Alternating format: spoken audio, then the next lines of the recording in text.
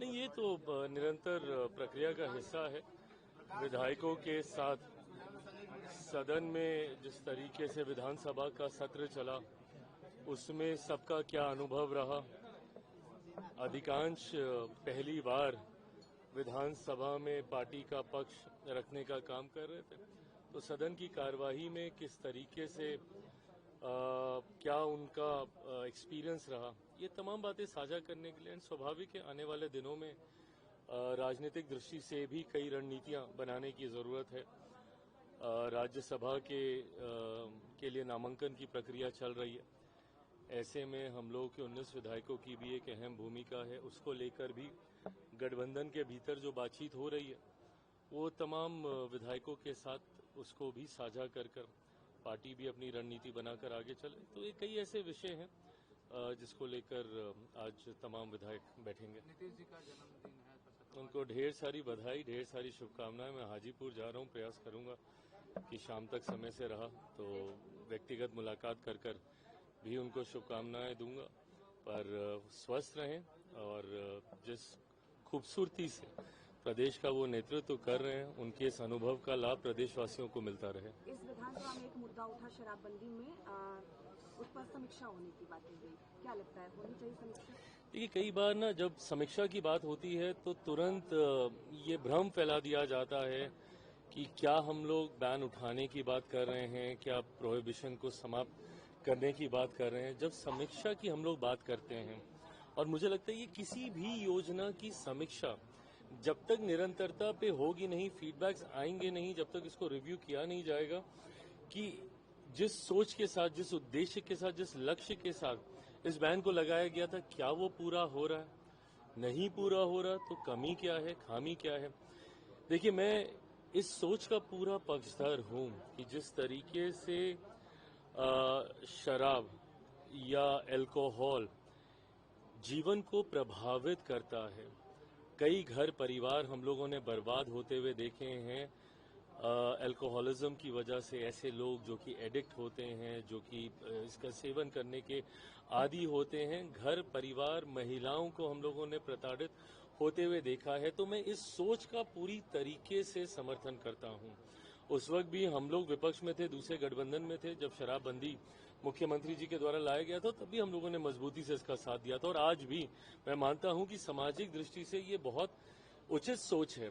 पर क्या ये सोच धरातल पर उतर पा रही है, हम लोग इसकी भी समीक्षा करने की जरूरत है। गाहे बगाहे जब हम लोग जहरीली शराब से हो रहे निधन की घटनाएं जब हम लोग सुनते हैं, तो क्या ऐसे कारण हैं कि आज भी हमारे राज्य में अगर ऐसी घटनाएं हो रही हैं, तो इसका मतलब कहीं ना कहीं तो जहरीली शराब का निर्माण हो रहा है।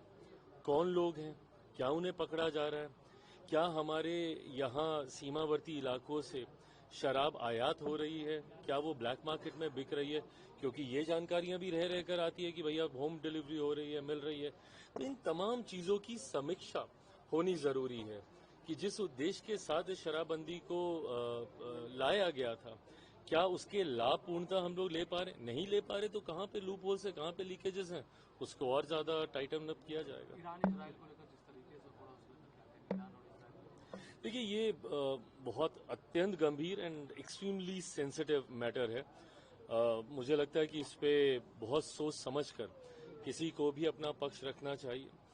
भारत के रिश्ते जहां एक तरफ ईरान के साथ बहुत पुराने रहे हैं, तो वहीं इजराइल के साथ जो हम लोग के संबंध हाल फिलहाल के वर्षों में मजबूत हुए हैं।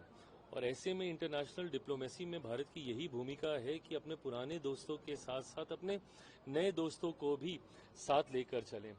हम लोग कभी भी युद्ध के पक्षधर नहीं रहे हैं। भारत ने कभी भी युद्ध, उससे जो प्रभाव होते हैं, आम नागरिक जिस तरीके से उससे प्रभावित होते हैं, कभी भी हम लोग हमेशा शांति के पक्षधर रहे, वार्तालाप से।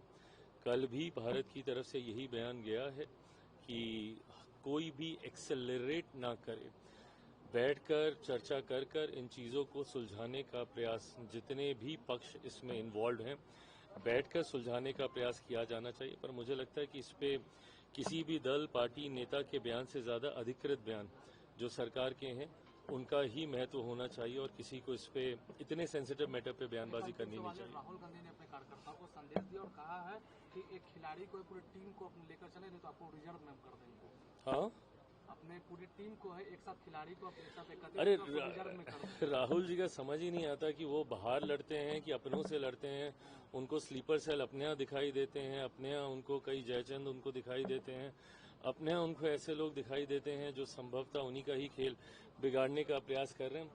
नेतृत्व क्षमता में जब अभाव होता है तो व्यवस्था ऐसे ही बिखरती है, और यही कांग्रेस के साथ हो रहा है, क्योंकि नेतृत्व क्षमता नहीं है कि सबको एकजुट कर कर। तो जिस तरीके से ये गुट खेमे बिना राय मशवरे के, बिना हाईकमान के आदेश के, जब स्थानीय नेता खुद निर्णय लेने लगते हैं तो किसी भी संगठन में एक अराजकता का माहौल उत्पन्न करते हैं। कांग्रेस उसी दौर से गुजर रही है। राहुल जी की बातों का महत्व समाज, देश, राजनीति में तो छोड़ दीजिए, उनकी अपनी पार्टी में ही अब ना के बराबर है।